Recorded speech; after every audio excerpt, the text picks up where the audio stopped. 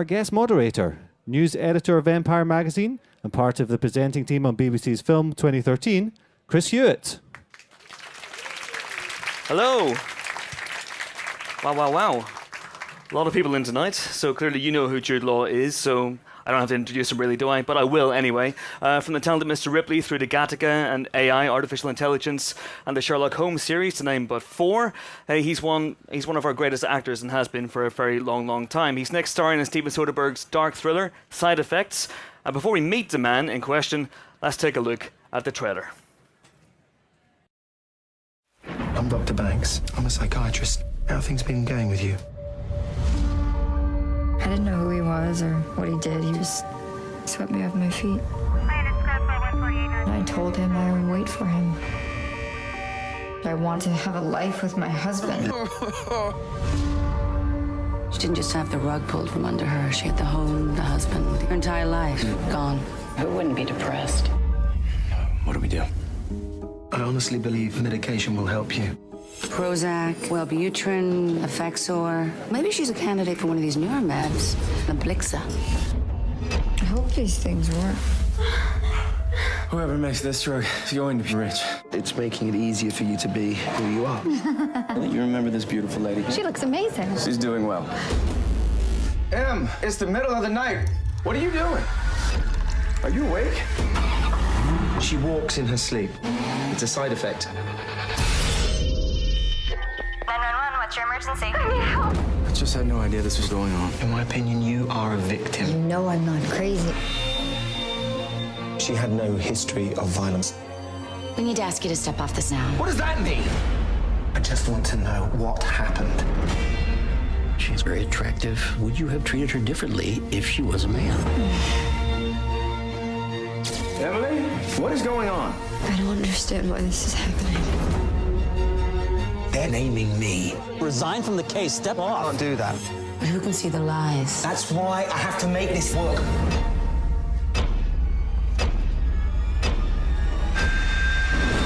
It was the Blixa.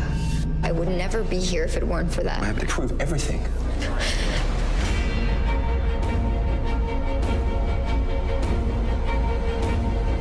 I want my life back. She wanted to stay on it. She was feeling better. Isn't she sick? I thought sick people sometimes make things up.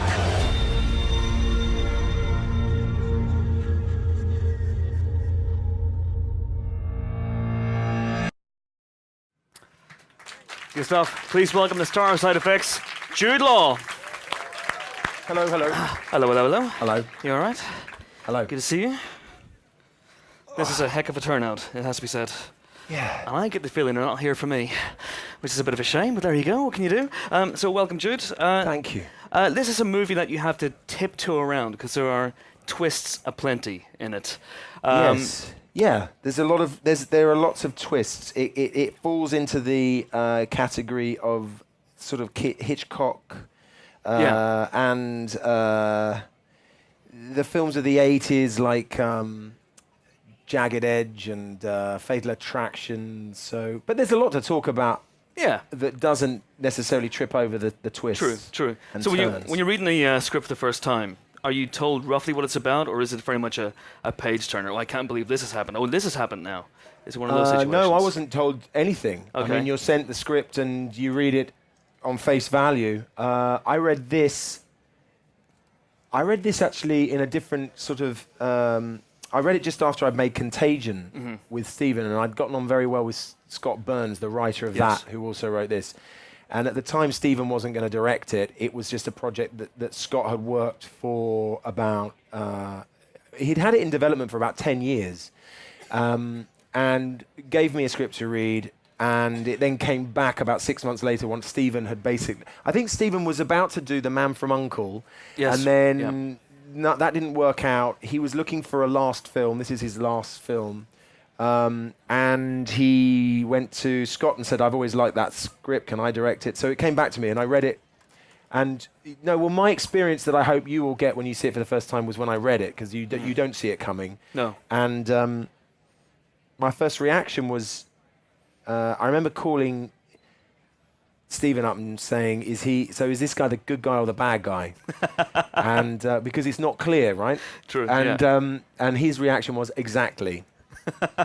So that's why which is not bad, or what he wanted it to be. So I still think it kind of sits like that, right? When you leave, it kind of does. I think it's clear in one area. I can't talk about it too much, obviously, but I think it comes down pretty firmly on one side ultimately. Well, but I think you'll find people are divided about that. I don't want to. We'll talk about it later. But this was back in the days when it was the bitter pill. It became side effects later on. And was it tailored for you because the character you play is a Brit? So Scott write it for you it was written as an American, and then when I said I wanted to do it with them, I assumed I was then going to sort of play an American, which I've done before, and they were quite adamant that they wanted him to remain British, and I think some of that is they wanted him to be an outsider. They wanted also there's a sense of the over-ambitious. To my character at the beginning, and they liked the idea that he had maybe travelled to work there, that he saw the relationship Americans have with psychiatry a lot more. You can be quite a glamorous and a successful and almost fashionable psychiatrist in New York.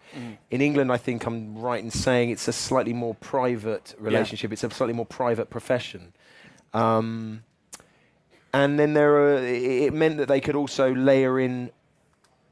Again, I can't say too much without giving it away. They could layer in a past that revealed more twists and turns. Yes. And why did he leave England? And also, from my point of view, it was quite interesting because I had to explain to them that we have such a different relationship to psychiatry and to prescription pills. Yes. That, the cliche of Woody Allen sort of saying, I've got to go, I've got my shrink in half an hour, or what are you taking? I'm taking, I don't know if you agree, but I feel like that's very different here. It doesn't, again, I wouldn't necessarily know if any of my friends were on medication or, and there's a line in the film where I say in England, if you take medication, it's considered a problem. In America, it's considered an answer. Yes. And when this movie was first mooted, it seemed to be almost a critique of the prescription pills situation in the States, where people are over-reliant on it. Was that one way you approached this movie as well? There still are elements of that in there. Well, I think, I just play my role, to be honest. So most of the content of this answer is stealing lines from what I've heard Stephen say or Scott say. Steal away. I think what they wanted to make was a film that led you to believe initially you were going to be in for a sort of, not preach, but an examination, an analysis of the relationship we have with prescription pills and the power and the effect that the big drug and the big pharmacological companies have on us. And then they use that as a Trojan horse, that's Stephen's term, not mine, to introduce a thriller. Yeah. Because ultimately, I think what he wanted to do was make something enjoyable and thrilling to watch. And I think he was interested too that in an age when we can tweet spoilers and text spoilers and how long it would last. Because if you think about it, the last one was probably Usual Suspects. There was a really good twist, and people seem to respect it. And The Crying Game maybe before that. Sixth Sense as well, maybe. Sixth Sense, yeah. That was a bit later actually. So maybe Sixth Sense. And he was interested to see how long it would survive. And has it been respected as far as you've seen? Yeah. Because I'm tiptoeing very carefully around things here at the moment. So let's talk about your character and who you play instead of that for the people who've only got the trailer to go on. Yeah. And you play Jonathan Banks. Oh, sorry, you want me to... you can ask me a question. I'll ask you a question. So you play Jonathan Banks. Yes. He's a psychiatrist. He's a psychiatrist. Yeah, okay. And he gets involved He's in English. the plot. He's English, and he gets involved in the plot. How exactly? Okay. Rooney plays a character whose husband has been put away for market fraud. Her whole lifestyle has sort of gone upside down. In the period he's been away, she has suffered from quite acute depression. She attempts to take her own life. I become her psychiatrist because she's taken to an open hospital in New York based on Bellevue, which is where we filmed it. Okay. Which is one of the largest open mental hospitals, I think in America, but certainly in New York State. Okay. Wow. and I take her under my wing, and initially the film is very much about my process in diagnosing her and trying to work out what will work best for her. And then she gets involved in an action that leads my whole perception of her, and indeed the drugs that I've prescribed her, into a completely different spiraling direction, and I lose kind of everything I have. Okay, but before that happens, we have a clip where we see the two of you meeting up in a hotel lobby. You're not quite expecting to see her. There's not a lot happens in this clip, I have to say. Have to have a bit more faith in the high film octane than just this clip. Right. It's a bit I won't play it down too much. We're twice to move. Is it there? No, we're fine here. Enjoy the clip, thanks. Dr. Mings, I really need to talk to you. Emily. Yeah. I just got your message. I'm with my wife. I went to your office, but you weren't there. So I came here and, could we just go talk? If it's an emergency, I can admit you. No. I just, I was getting on the subway and it was like when I was in the car.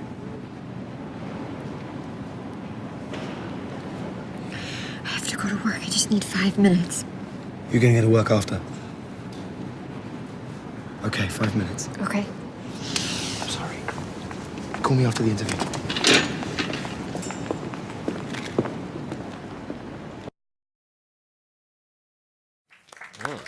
Mysterious. There you go.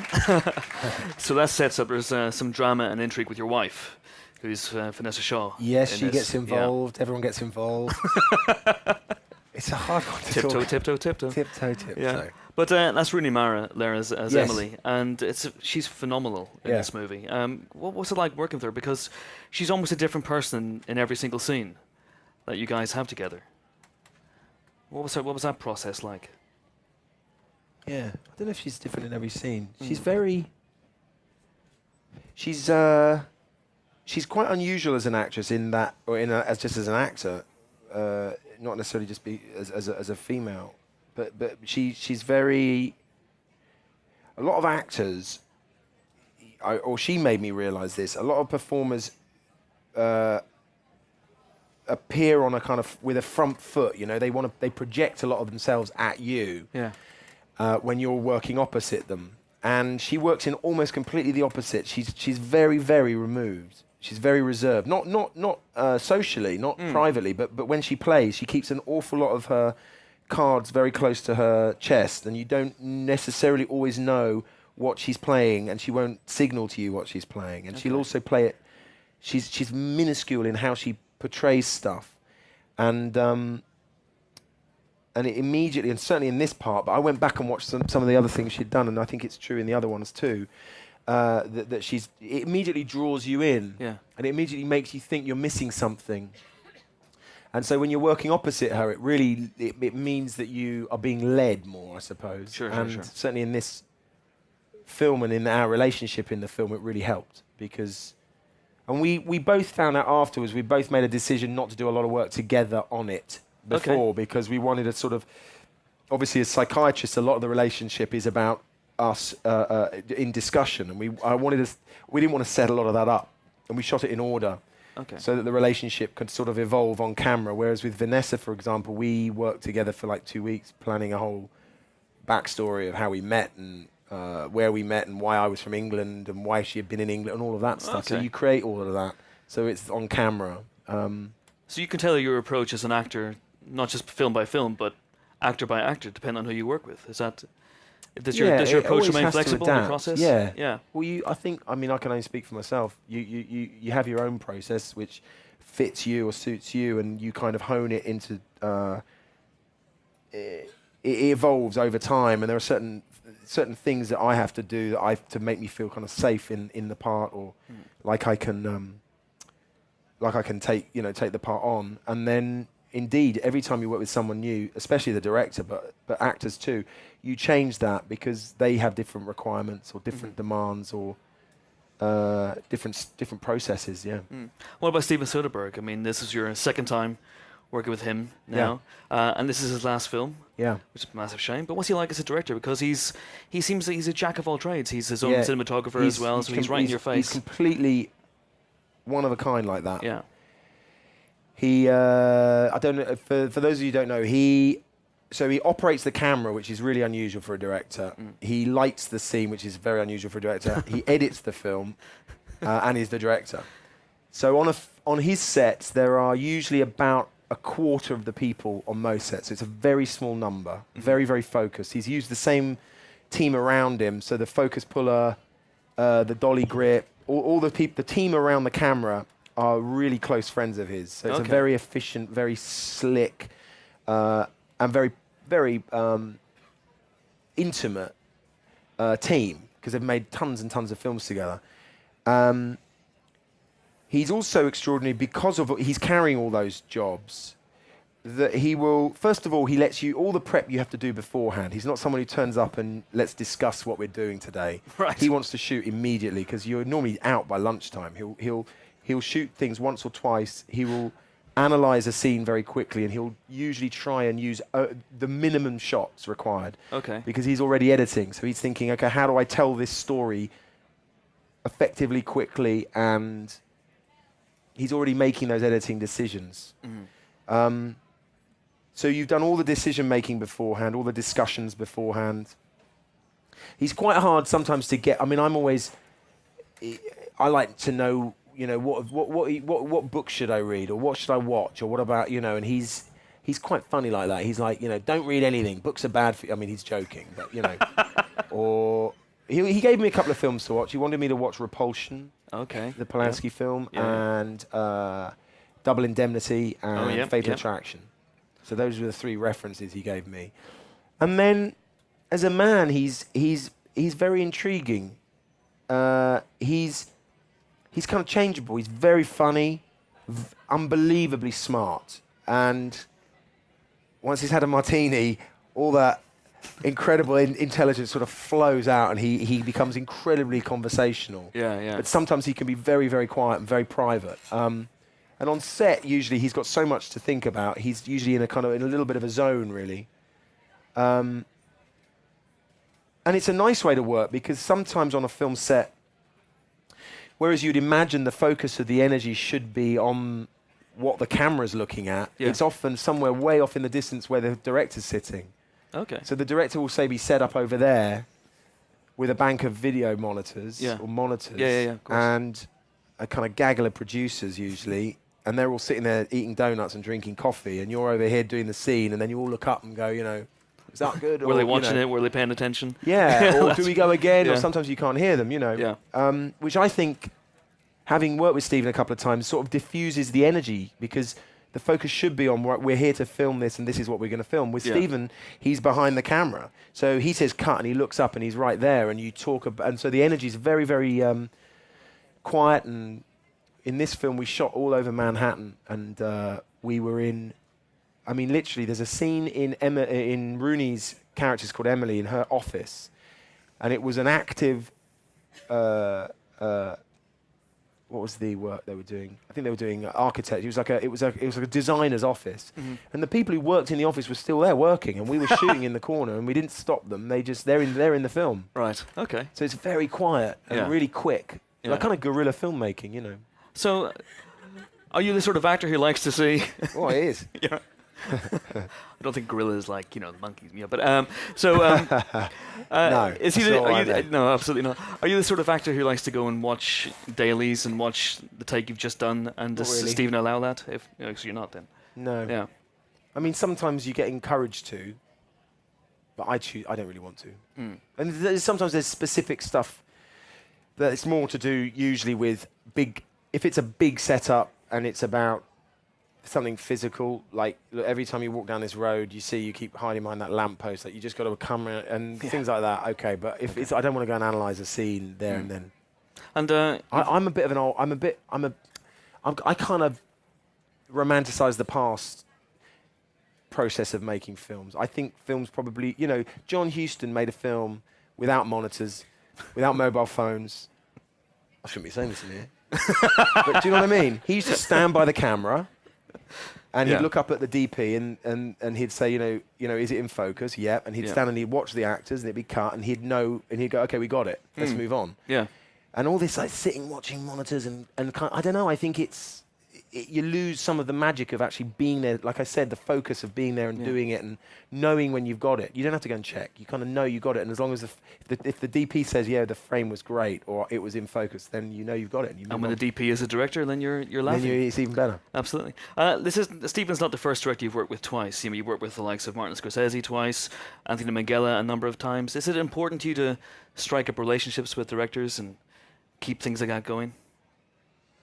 And how do you do that? Yeah. I mean, it's down to them, though, because they're the one who give me the job. I'm not the one going to them going, we should do this again. You know what I mean? They offered, and I was like, yeah, I'll do another job with you. But yes, it is. It's really, it's definitely, it helps the process refine itself. And as we said a bit before, you know, you have your process and you work on a new film and you have to learn to adapt to the new people you're working with. And obviously, if you've worked with them before, you're a step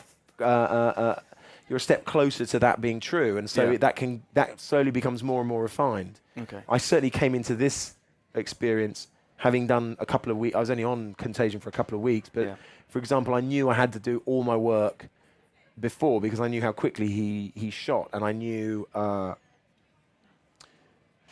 just knew his rhythm, you know, and him as a guy. You know, that's a lot of it. It comes down to also knowing the person. You get on. It's not as awkward, you know. It's like meeting. It's a funny job in that way that you meet a lot of people have, say, you know, one group of people they work with for years and years and years, and I work with like 3 or 4 a year, brand new, and you have to get to know them all. And so if there are a few familiar faces, it helps. But this is Stephen's last film. He made a film with Michael Douglas, but that's going to be screened in HBO, on HBO in the States. But this is his last theatrical film. So he says, anyway. He's retiring at this. He's 50 years old. He's going to retire. Yeah. Was there a sense of occasion on set? No, not the last day, or nothing at all? That's not him. Yeah. And I have to say, I mean, I'm kind of baffled by it because he's not a man who says things for effect. He's not a sort of, you know, he's got no sort of dramatics about him whatsoever. He's very understated. And I don't think he's ever officially said, this is my last. But a lot of people around him have, and he's not denied it. He has said, and again, I have to quote him because I can guess around why. I think he said he felt that he thinks narrative in film should go in one direction. He feels that film is being led in another narrative direction. And I have to say I agree with him. I mean, to a point. I feel like, you know, we're getting to a point where we're still being spoon-fed film a little bit. Yeah. And plot is apparently everything. And the fact that a film like The Master, to me, that didn't get recognised this year, is a perfect indication of that. That there's a film that's, I think, we'll look back on that film and realise, oh, that was groundbreaking. And I think as a filmmaker, not so much as an actor, but as a filmmaker, I think if you're constant, and he's a very smart man, I think if you feel a sense that your sense of narrative is evolving and you don't see it around you, and the people around you who finance your films don't want to finance projects that are going in that direction, and you have the ability as a man, he's a great painter, he wants to work in theatre, he's not said he won't direct. Full stop. I think he wants to do theatre and opera, and he does. I think he's just moving away. So there was no giant cake in the last day. There was no huge bus pass. There was nothing for him. Nothing. That was it. Oh, that's a shame. But let's talk a little bit more about the film. We have another clip now because after the clip we saw previously, something happens. I think that's as much as we can probably say. But then your character Jonathan becomes almost that Hitchcockian wronged man as his life crumbles around him. Yeah. And this is a scene in which your partners bawl you out. Enjoy the scene. Nobody here has ever had a bad result. Nobody has had a client react to a side effect. Your arrogance here is breathtaking. You take no responsibility. For her body's reaction to a medicine, it only just came on the market. She has come up in a number of my sessions as well. It's become a part of the environment here. I have clients who are afraid to take their medications. We have the state board here. It's on the nightly news. Look, I spoke with her lawyer and the DA. We worked it out. She's taking an NGRI. She's going to hospital for observation. It's behind us. It's all going to go away. John, it is splashed all over you. It's gonna follow you around forever.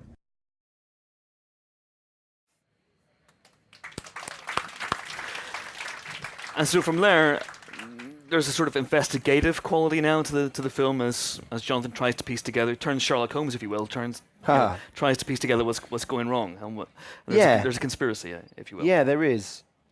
Well, the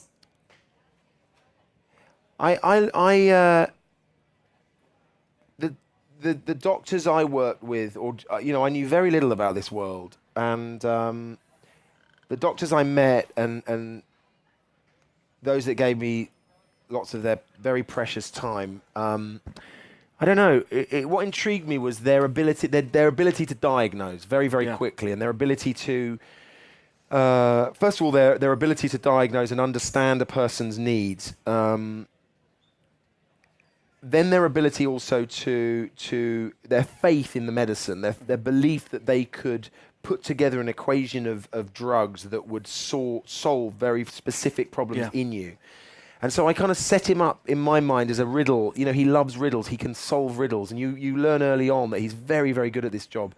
It was based on a guy who actually became one of our producers and was one of the advisors to me and Rooney, called Sacha Bardet, doctor in New York. And this guy used to have a private practice, but would also go into Bellevue, which is this huge, I think I mentioned it before, this big open hospital in New York, and work for the state. And, he would be called in, or he'd have a 4 a.m., he'd be woken up by the cops, and they would say, there's a guy in a room down there, none of us want to go near him. These are these big New York cops.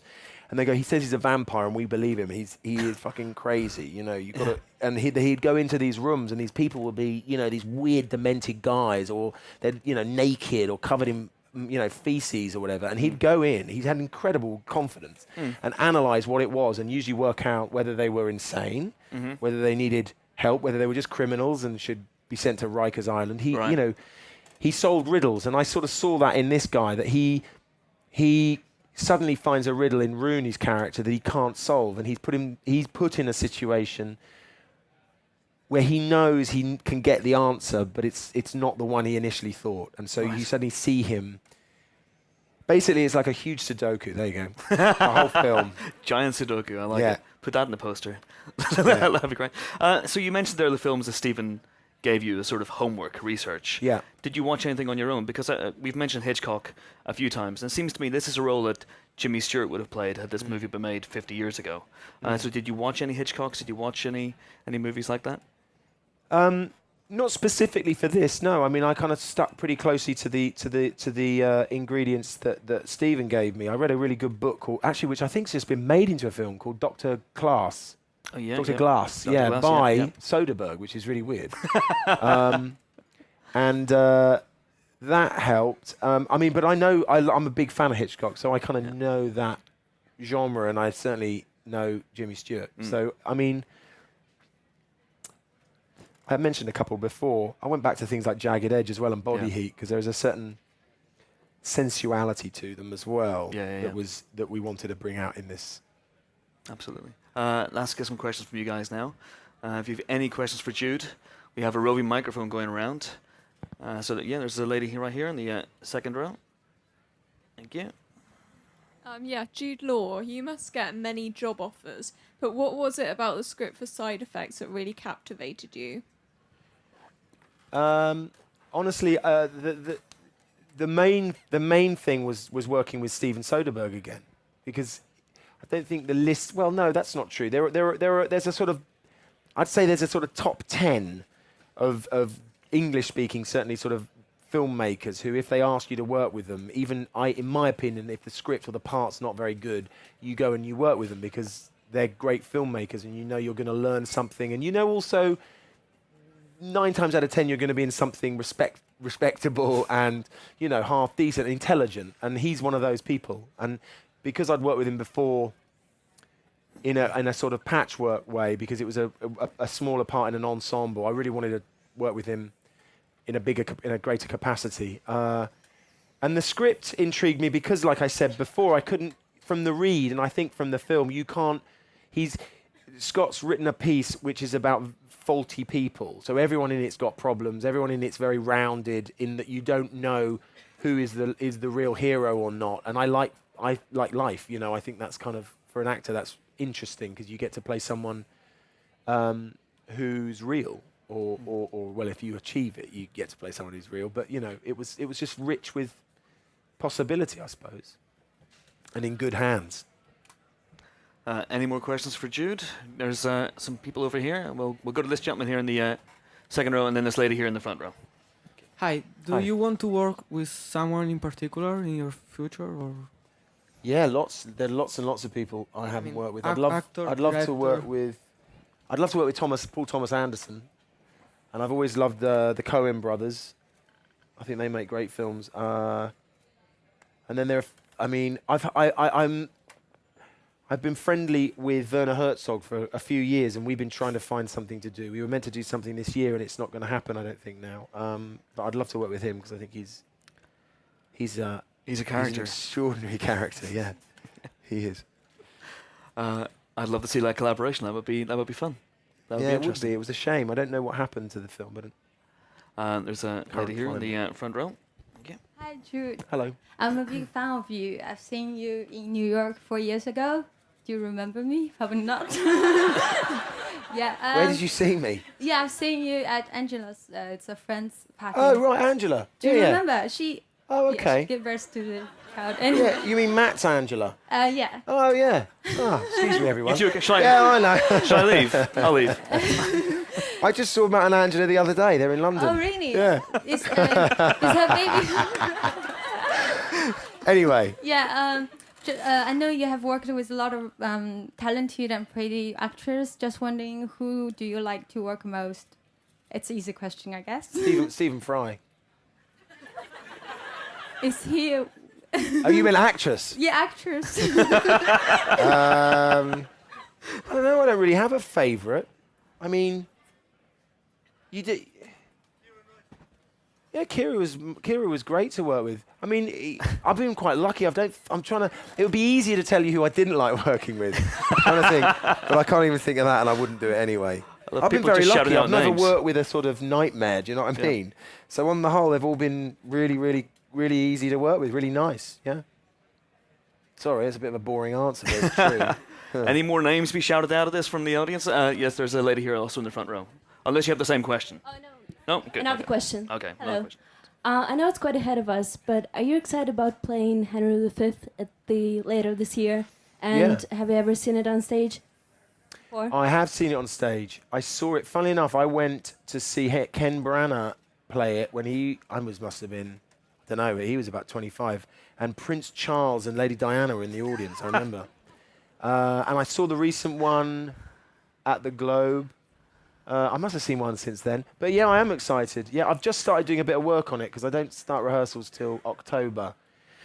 But you know, those parts, there's so much, there's opportunity to learn and read around parts that he wrote. And so I've just started my history lesson and my research. But someone asked me the other day, you know, why do you bother doing stage till? Why? And to me, apart from the fact that it's where I started, also when you read these parts, it's like I've known I've been doing that part for years, but it's only recently I sat down and started reading it again, and you think that, you know, they're great parts. He wrote great roles, so I'm very excited. Good speeches. Have you learned the script yet? No, I haven't started yet. No. Okay. All right. Thought it might be up there already. Stored away. Okay. There's a gentleman right at the back. If you keep your hand up quite high so we can get to you with the microphone, that'd be great. Jude. Jude, hello. In lots of amazing films. Have you thought about any darker roles for yourself at all? Maybe some war films or something like that. Maybe something a bit darker for yourself. Yeah. Funnily enough, I went to a period where I felt like that's all I was playing. So I've been trying to lighten it up a bit. Yeah. Yes, indeed. But No, sort darker of in what way? Hopkins sort of. You mean like serial killer type thing? Well, no, maybe not that, but something really dark for yourself, I think. Yeah, sure. I mean, the thing is, in the end, it's not some, you know, you've got... Yes, I would love to. But, I mean, I feel like I've been there occasionally, not necessarily recently. Darkness, you know, can come in many forms. I just played a guy who was, you know, heavy boozer and a kind of abuser of himself and those around him. And whilst it was sort of, there was a comedic side to it, this is this British film I just made called Dom Hemingway that comes out later in the year. There was a real darkness to him because he was very violent and, like I said, sort of self-abusive. But the film's full of laughs. So that felt dark, do you know what I mean? And this felt dark at times, but I don't know. I mean, where you're right in that, you know, maybe if I haven't played a part like that recently, is just finding a part like that, but in the good script and in good hands, as I said before. You know. We have time for 2 more questions. There's a lady here, and there's about 1 million people over here, but we'll choose one. Hi, Jude. Damn it, I've got Hello. 2 questions. I'm going to pick the best one. Okay. First of all, I saw you in 2009 in Hamlin here in London. Congratulations. Thank you. So my question is, would you see yourself in the near future going behind the cameras and more directing, producing? Yeah. I mean, I've produced before, and I kind of put it on. I put the process on the shelf for a couple of years because it's very hard work, and it's quite debilitating when a project you put years into kind of comes and goes, and I wasn't quite ready for the emotional reaction you have to that. But I've started again, and I've got 3 things in my little company at the moment, none of which I really want to be in, but one of them I do want to direct. So I think I'll probably be, if all lines up and it works out, and obviously we've got to get the script right and we've got to get the money, so we're a long way off, but I would hopefully be doing that in 2014, 2015. Oh, wow. Anything you can talk about more specifically now, or just not keep it really, on the back burner? Because I don't want to sort of, curse it by saying too much. It's based on a book, a wonderful new book by a young English writer, and it's about a group of kids. It's mostly about kids in a sort of, that's what I'm going to say. Start Googling. Okay, there's a gentleman right here behind the pillar. If you can keep your hand up so we can see you, that'd be great. Well, I guess, first of all, thank you so much, Jude, for coming and joining us here today. I think everyone's really enjoyed it. That's and my can't wait for pleasure. the film. Good. I guess my question, you've talked about actresses and some of your on-screen relationships, but I think probably the one that we've enjoyed and delighted in the most is yours with Robert in Sherlock. I guess fans are obviously going to want to know the end of Game of Shadows kind of teased us that we were going to get to see a continuation of that relationship. I wonder, have you had a chance to talk to Robert and Guy about whether or not that is going to happen, and where would you like to see their relationship go to next? Divorce. No. I'm joking.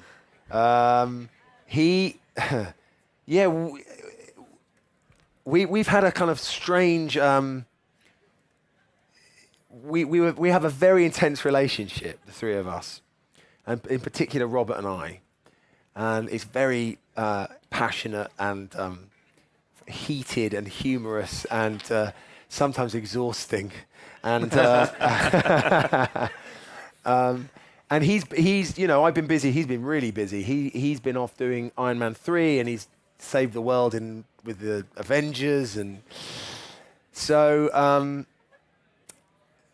we've had this quiet patch. But yes, to answer your question, we have absolutely we have ideas. Funnily enough, when we made the first one, we were throwing all these ideas around for what we wanted to do for the second one, and the same happened with the second one. So we've got enough ideas, backed up by, of course, a tome of work still that Conan Doyle gave us, that we that we've obviously dipped into with the first 2, backing us up. And so I think work starts on a script in March, so imminently. But I can't see us making it till next year. But I think we've got lots of ideas. I don't want to give too much away. I mean, it's simply the rule being that we want it to be better and bigger. And I think the nice thing nowadays is, remember in the past, a sequel would come out and you'd always go, oh yeah, but it's never going to be as good as the first. And then the third one would come out and you'd go, I won't bother because the third one will never. And luckily that's sort of been broken. I think Chris Nolan sort of broke that with, his Batman's got bigger and more interesting, or well, some would say not, but I think they got more. And it's starting to be the case that if a film's successful and popular and you make another, which for me was it was a first with Sherlock Holmes, you want to push yourself, and you want to raise the bar. And I think we're very set that until we get the right script and the right team, the right ideas, we won't make the third. But I have good faith that we will. Do you think that the third might, just like Chris Nolan's Batman movies, be the last one? This might be Sherlock Rises. I mean, listen, this isn't like some great scoop because it's just a discussion between me and Robert. We had an idea that we're going to make two. One leads into the next. Okay. So it's a kind of case that sort of slips in to a fourth one. But maybe that's wishful thinking. Watch this space. Yeah, watch this space. I mean, none of that is in any way grounded in anything other than my hearsay. You realise it's on the internet already? Yeah, of course. Yeah, of course. Yeah. On that They're bombshell. going to kill me. Absolutely, of course they will. Thanks so much for coming. Thanks for your questions. Thanks most of all, Thank Jude you. Law. Thank you. Thank you. Thank you.